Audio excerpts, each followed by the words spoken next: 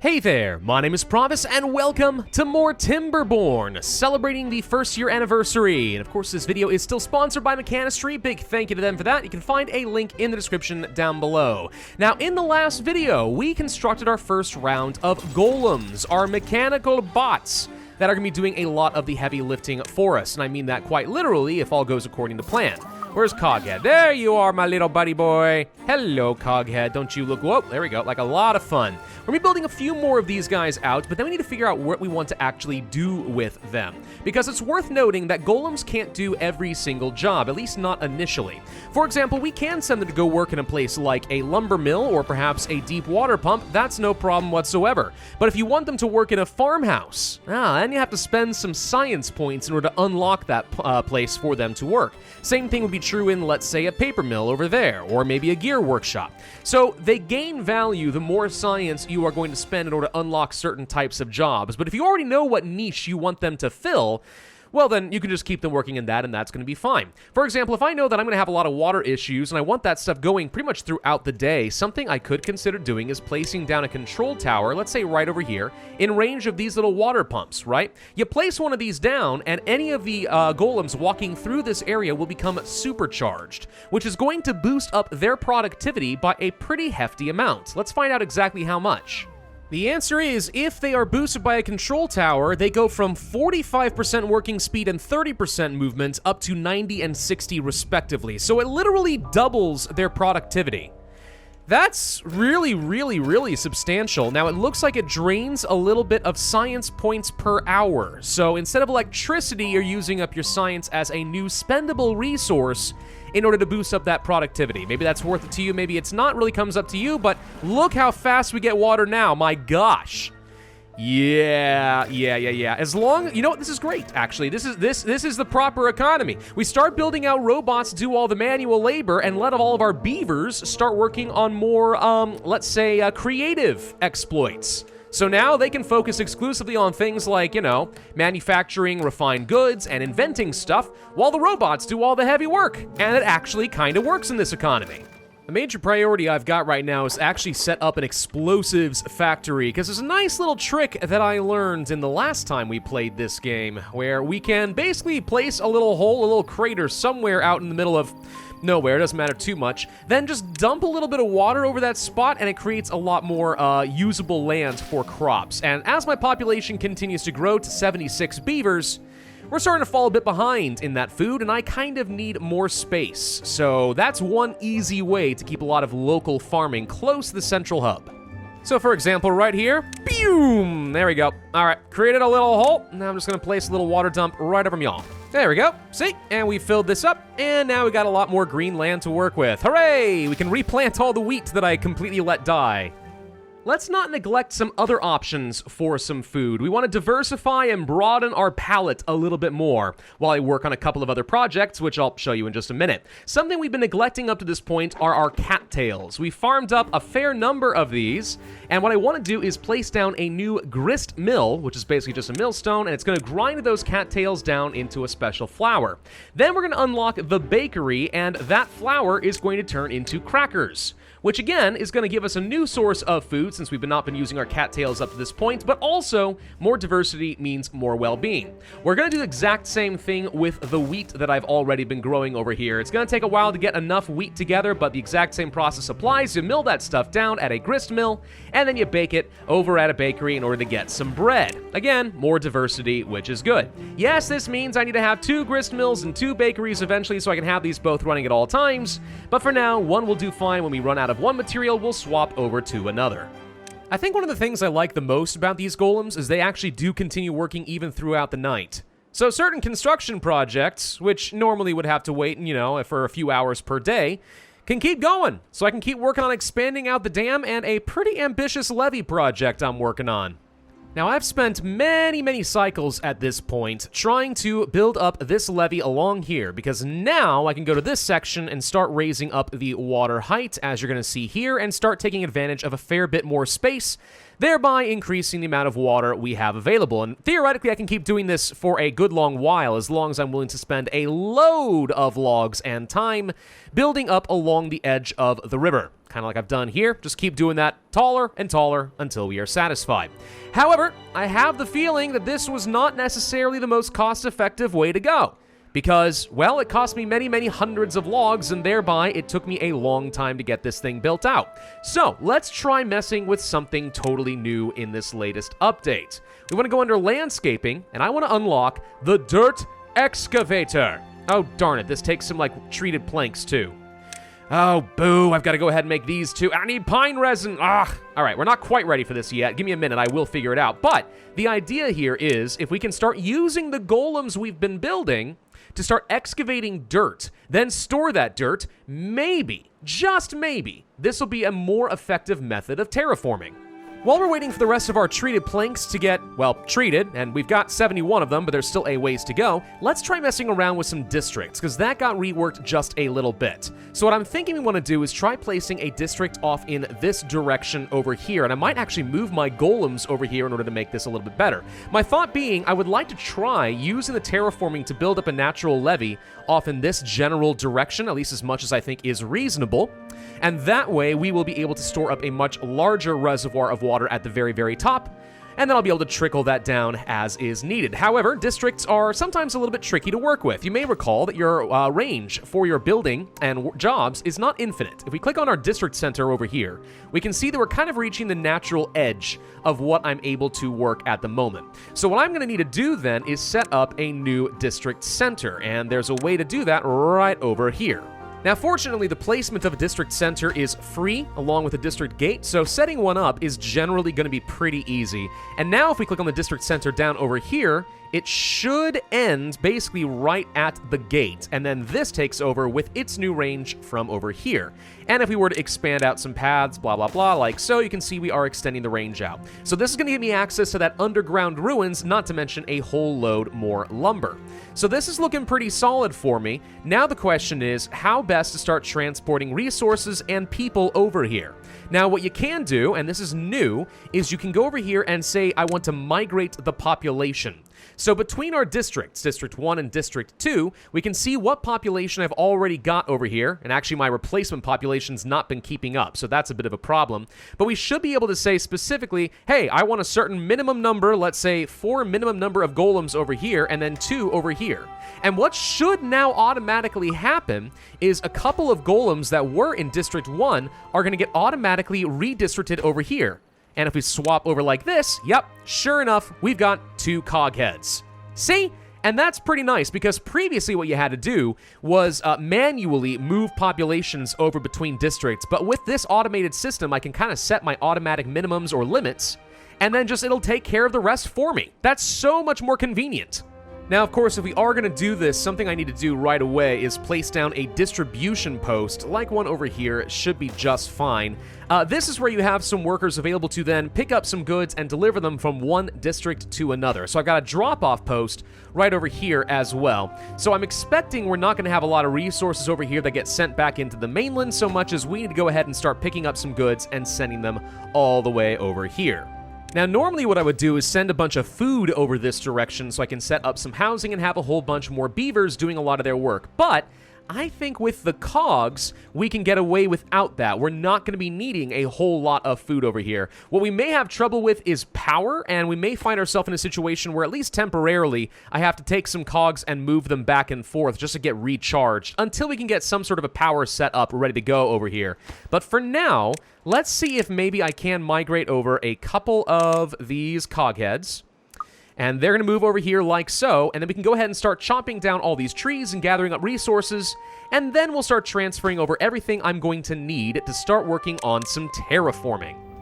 Okay, now this might be a smidge overkill, but rather than try to find a way to get water out of the river, at least for now, I decided to build a whole bunch of these gravity batteries, and they're very slowly losing their charge whenever a charging station over here needs to have some sort of power. Which, as long as I turn this off once in a while, looks like this is going to work fine. So we've created a whole mess of power for myself. And we're not going to have to worry about setting up any new infrastructure. Excellent. All right, so let's go over to our distribution center and start a new route over this way. And we need to start sending over a whole bunch of treated planks.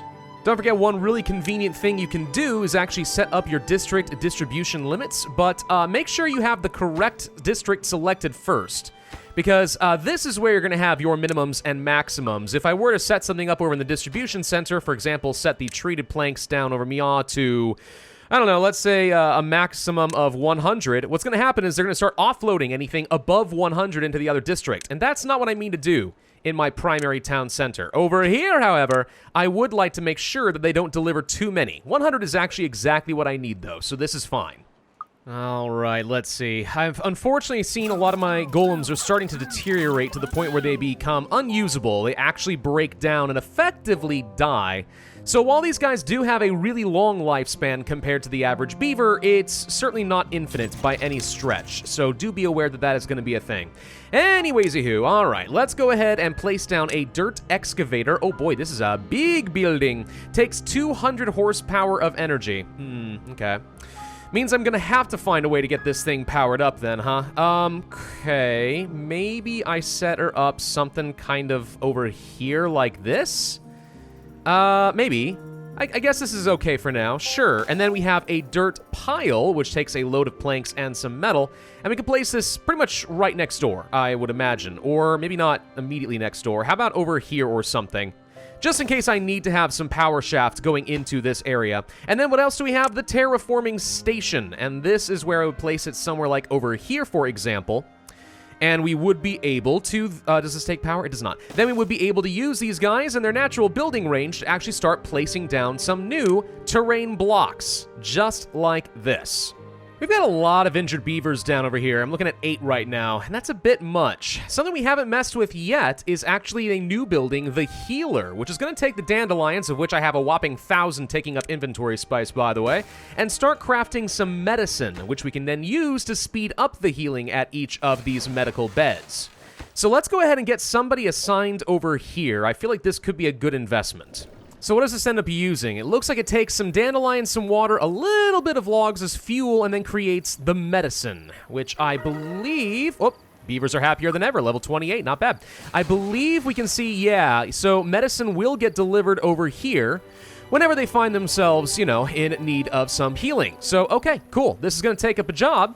But, I mean, if we can get people back on their feet, that's less downtime, which means more productivity, and that's all that matters to a proper beaver. Oh, and by the way, let's go ahead and definitively answer this question as far as how much value you get out of each of these layers. So right now, I've built a bunch more gravity batteries up here to store a lot more energy, and I'm using dynamite in order to start blowing open some extra holes to increase their overall storage capacity because, you know, the block can travel further down, therefore it has more potential energy to convert into kinetic. If we look over here, this one, which is only a 1-layer difference, can store 10,000 horsepower. This one can store 6. So amazingly, you seem to get a lot more value by simply clearing out some of these layers. So this is actually a really viable strategy, I think, in order to greatly increase the amount of power that we gain. 2 dynamite just effectively gave me 4,000 horsepower. You know, I really wanted to set up some water wheels over here, but it's occurring to me that if I am going to be trying to raise the water level here, then the water wheels I set up are probably going to get flooded, and that's not exactly good. So instead, let's go ahead and set up a simple engine. Let that sucker start running and keep this dirt excavator going. Okay, but here is a perfect example of how making a bunch of progress upstream can have unintended consequences downstream. Case in point, we were having some flooding issues up over here, so I had to relieve some pressure, and some of the water flew over the tops over here and started flooding this entire area, and now we're having to lower gates in several different areas until we reach a new equilibrium, because look at this! Everything's flooded over here as well. Yeah, the water really doesn't like being dammed up, and if you're not paying attention, which in this case I clearly was not, it can come back to bite you in a pretty big way. Okay, the dirt excavator is up and running, and while I wait for the terraforming station to get enough treated planks, we can at least get going on that and start filling up the dirt pile. Look at this thing go! Whee! I wonder if it's actually going to change the appearance of the ground underneath it. That would make some sense. Looks like every few hours, with only a couple of workers, we get 6 dirt, and if I believe correctly, 6 dirt, I think, translates into, 1 terrain block. So every, little while, we're creating enough dirt to just go ahead and start placing some terrain. This actually seems pretty quick. Oh, and sure enough, I can actually see down under here that some of the blocks are disappearing, just kind of block by block. Okay. So yeah, it is excavating. I wonder if there's like a maximum depth this thing can go, or if it's just gonna go kind of infinitely. No idea. What's interesting is we're not... Oh, there we go. I was going to say, we're not actually storing any of the dirt, but there we go. We are storing some dirt in the pile. I did build up a control tower because, I mean, we got plenty of science points at this point. Why not just go ahead and supercharge these guys and make them just a smidge more effective? These batteries, by the way, are making a huge difference. Simply by the fact that I have a drought, yeah, it's been messing up a lot of my water needs, and I have to maintain this once in a while and just keep an eye and make sure that we're not messing up the floodgates, but... I mean, case in point, we're still able to make those oh-so-precious gears throughout this entire thing simply because I have 2 really good gravity batteries able to store up 12,000 horsepower. Dude, I love these changes, honestly. This is just making my life so much easier, and there's so much less downtime. One thing that's interesting is the dirt excavator actually can continue running even though it's been flooded. I would think that would induce like a bit of drag or some problems in this system, but apparently not.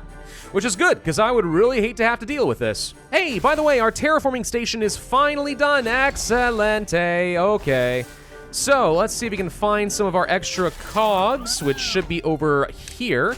And let's assign at least one of them over here into the terraforming station. Okay, so with 300 dirt sitting around, I feel like we should be able to deal with this pretty aggressively. Let's try placing down some dirt, let's say over here. I would have placed these with some levees to set up with the gears, but for now, dirt might work just as well. So my worker is going to go grab some dirt, bring it over, drop it off like sandbags. And we're waiting, and we're waiting, and we're waiting, and there it is. Oh, dude, that's really, really quick. And we're not using up nearly as much lumber. I mean, no lumber, really, but like, it's not costing me a lot. That's really fast. Dude, it's probably better to build sandbag levees than to actually build out the wooden walls everywhere. This is how you build a reservoir. So while some of my builders go ahead and get started setting up all the power shafts we're gonna need so I can turn off this engine and start making more consistent power through here, let's just go ahead and start laying out a bunch of terrain blocks with which I can dam up the water. So something like this maybe. Let's see if this works. Oh, this is even better if you've actually got 2 cogs working, because then you just make one trip and boom, that's a tile. Holy crud, this is so much faster. Yeah, I like the terraforming. You probably could use this for a lot of other really cool stuff. I mean, at the end of the day, we had access to stuff like these platforms, which worked pretty well, especially if you want people to be able to walk underneath things or have the water flow. But if you're looking for a pretty cheap solution, these terrain blocks are extraordinary. We are big fans of this. I'm also a really big fan that I can easily set up these districts and just use golems to do a lot of the remote work. No need to transport over a lot of food. It saves me so many routes with all of these beavers. I mean, they're busy enough just bringing over all the building materials that I know I'm going to need. And yet, the golems simply need a quick little charge, and then boom, an engine takes care of all of them. So this is a really easy way to set up a big colony like this. This is so much better. Now, the only problem is we are going through our dirt exceptionally fast, right? You set up a bunch of these little blocks, you'll go through 300 dirt like it ain't nothing. That said, this is where the control tower is certainly helping, and you can see just how fast we're starting to mine through all this now that we have 4. So every one of these that's going through, and that's only a few seconds during day and night, because these guys don't need a rest, that's one more tile done. Oh man, this really changes so much. And there we go. Just like that, this whole area has now been properly levied up, which means we can raise that water level even higher. And that did not take all that long, frankly. I mean, I've built a lot of dams in Timberborn. I've built some really big, tall dams, and they can take a very, very, very long time, not just for the sake of having lots of resources like logs, but transporting them to districts, especially if they're in far-off, distant areas.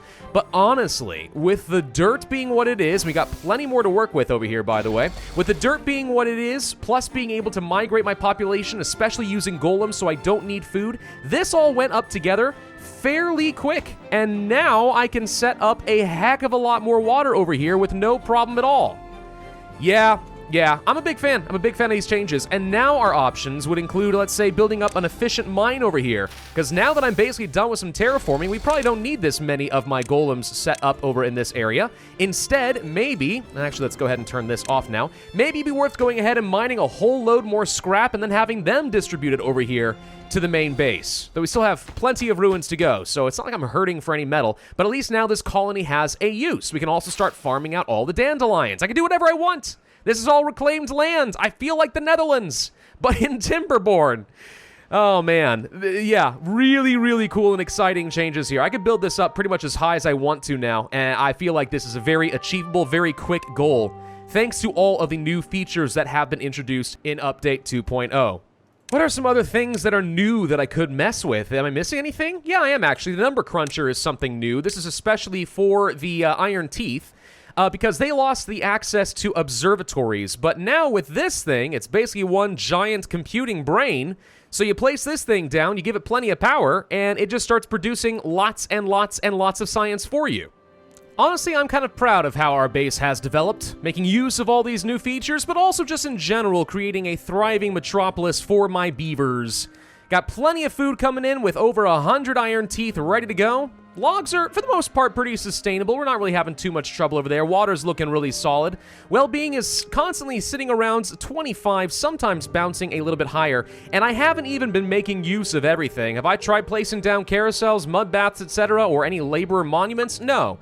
Haven't even messed with all of the features. We can make these guys even happier and even better off. But for the most part, I feel like we've accomplished pretty much everything I want to, and we're in a pretty darn sustainable point where I don't think that the game is going to throw anything at us that we can't handle. We are in a dominant position. We have mastered the elements. We've mastered the golems. And overall, yeah, we're kind of ready to be the dominant species of this planet. As I said, though, I think that's all of the new features, so I'm going to wrap things up here. Thank you all very much for watching this video. I hope that you found this entertaining and educational for the new features in Timberborn. And once again, thank you to Mechanistry for getting me early access and asking me to show off all these new features, as well as sponsoring this video. It's very much appreciated. And of course, if you guys would like to learn more, you can find a link in the description down below. My name is Provis, thank you for watching, and I will see you guys next time.